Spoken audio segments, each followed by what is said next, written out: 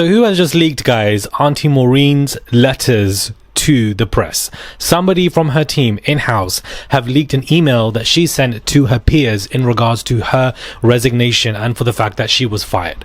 Auntie Maurene was told to pack her things up in the office, put it in a box, don't touch that tuna sandwich in the fridge, and leave. This is what she was immediately told. So she decided to open up her laptop and write a resignation letter to her peers to let them know of the dangerous precedent that this firing has set. Unfortunately, this was leaked to the press. Somebody had sold this story, which means that Auntie Maurene was sleeping with snakes from the beginning. I wouldn't be surprised if one of these people who leaked this to the press was somebody who was on the prosecution team in the P. Diddy trial. I wouldn't be surprised, because when I was in that courtroom and the verdict was, read out, and the prosecution realized that Diddy was acquitted from RICO, these women, they looked pissed with each other. They just didn't even want to speak to each other. They were sitting together, all idle, face stuck, a bit like Christian Combs when the face is just stuck like this, because Christian throughout the entire trial was like this. Damn, okay, sorry, Christian. I'm just saying, you don't start beeping your car at me, damn. Anyways, so this is the email that's basically been leaked. Yesterday was unexpectedly my last day in the office. I was summarily fired via memo from main justice that did not give me a reason for my determination. Every person lucky enough to work in this office constantly hears 4 words to describe our ethos: without fear or favor, do the right thing the right way for the right reasons, without fear of retribution, and without favor to the powerful. For the majority of my nearly 10 years at the SDNY, fear was never really conceivable. We don't fear bad press. We have the luxury of exceptional security keeping us physically safe, and so long as we did our work with our integrity, we could keep serving the public in this office. Our focus was really on acting without favor, that is, making sure people with access, money, and power were not treated differently than anyone else, and making sure this office remained separate from politics and focused on only the facts and the law. But we have entered, guys, a new phase where without fear may be this challenge. If a career prosecutor can be fired with no reason, fear may seep into the choices of those who remain. Do not let this happen. Fear is the tool of a tyrant, wielded to suppress independent thought. Instead of fear, let this moment fuel the fire that already burns at the heart of this place. A fire of righteous indignation at abuses of power, of commitment to seek justice for victims, of dedication to truth above all else. It has been an honor to fight for those principles by your side. Auntie Maurene.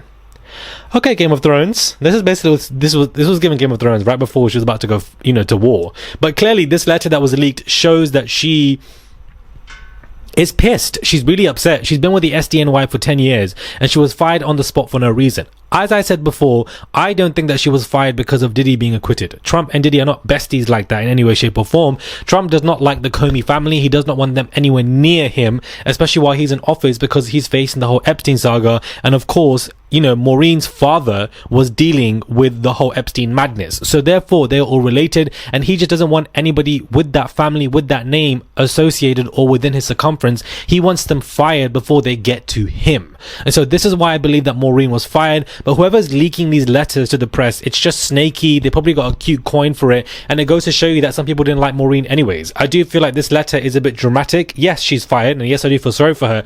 But I just think that people might have leaked this from her colleagues because they probably just thought that she was really doing the most. Because at the end of the day, losing that trial against Diddy is embarrassing and clearly shows that you are not up to par that you initially may have been when you joined, the SDNY. So yeah. Hey guys, that's Morale, daily and consistent content. Comment down below, give this video a thumbs up, subscribe to the channel, guys. Murad Nation, Marauders, subscribe to the channel. It's just one click, and let's get straight into the rest of this video. So Colin Kaepernick's wife, or partner, is still speaking out, and this is what she is saying, throwing Jay-Z and Rock Nation under the bus. Hi everyone, if you're wondering why I readdressed previous issues with Jay-Z, Desiree and Rock Nation, it's because I saw Nicki Minaj sharing her experiences. I saw them do similar manipulative tactics behind the scenes against Kaepernick when they partnered with the NFL on the back of Colin's protest. The NFL used Jay-Z as a shield to smooth over the fact that they blackballed Colin for his protest.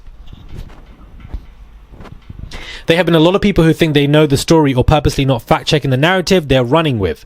Here it is again. Colin was wrongfully punished. Colin never broke a law. Colin was never offered a single job or protest ever. Jay-Z never spoke to Colin before making his deal with the NFL. He only spoke to Colin after, and Jay knew that Colin did not agree with it. The conversation was left in a very bad place. I know this firsthand because I heard it myself. And yes, Jay-Z's team was specifically trying to discredit Colin behind the scenes to the media. It was disgusting. They could have left Colin alone and gone about their business dealings, but their egos could not handle the backlash. So of course, discrediting Colin was part of their strategy. Colin filed his grievance only after we all realized he was being blackballed. He used his legal right to protect his livelihood and career because it was clear the league was keeping him out, which is against the law. He hoped his grievance would protect other protesters, and it did briefly. Colin, a Super Bowl quarterback, was not protesting his employment he fought so hard for.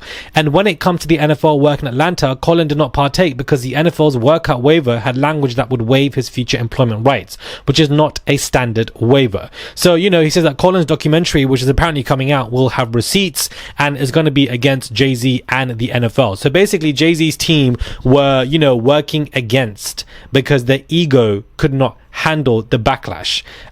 So, you know, very, very sad news. Jay-Z's team was specifically trying to discredit Colin behind the scenes to the media. It was disgusting. They could have left Colin alone and gone about their business dealings, but their egos couldn't handle the backlash. So, of course, discrediting Colin was part of their strategy. So, basically, Jay-Z used Colin Kaepernick on the fight and the struggle as a trampoline to jump over it and end up having a deal with the NFL, therefore controlling who can go and sing at the Super Bowl. When Jay-Z even said himself that we're past kneeling, I don't know how Jay-Z really got over that. I really don't understand how he's seen as a pioneer and as some form of excellence in the community in helping people when you have direct examples like this where Colin Kaepernick was basically left for the wolves and Jay-Z kind of used it to expedite his own career and dealings. I honestly just find it to be very bizarre. Very bizarre indeed as to how he got over that. But basically, this woman, I believe her name is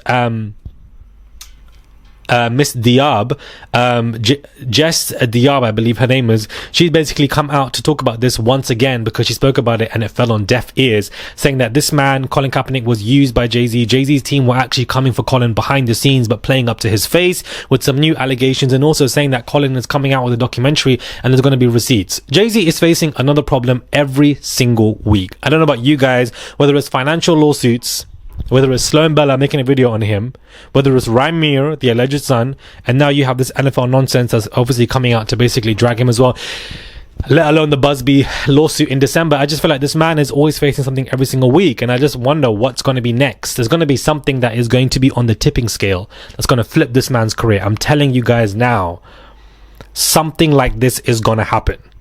And I just feel like it's going to be quite soon. We don't know. Tour results came out for Beyonce when it came to her touring in Atlanta, and apparently it was one of the most successful in history for the stadium that she was performing at, where she garnered over $55 million. So this particular press and PR of her Cowboy Carter tour not doing well in America clearly is a fable, because there are tour dates which are making so much money, let alone all the sold out shows in France and in London. So I do feel like she's doing super well with this tour, and she and her PR team are pushing out these reports continuously, the stats, the numbers, the facts, to bury the negative PR, because that must have pissed her off so much so that every single week we're hearing about how successful this tour is, how many tour dates have been sold out, how much money is being generated. This evidently is being continuously shoved down our throats, shoved down the consumers' throats, because her and her team were pissed with all of this negative PR that was basically coming out about them. They were like, we're not gonna have that. No way.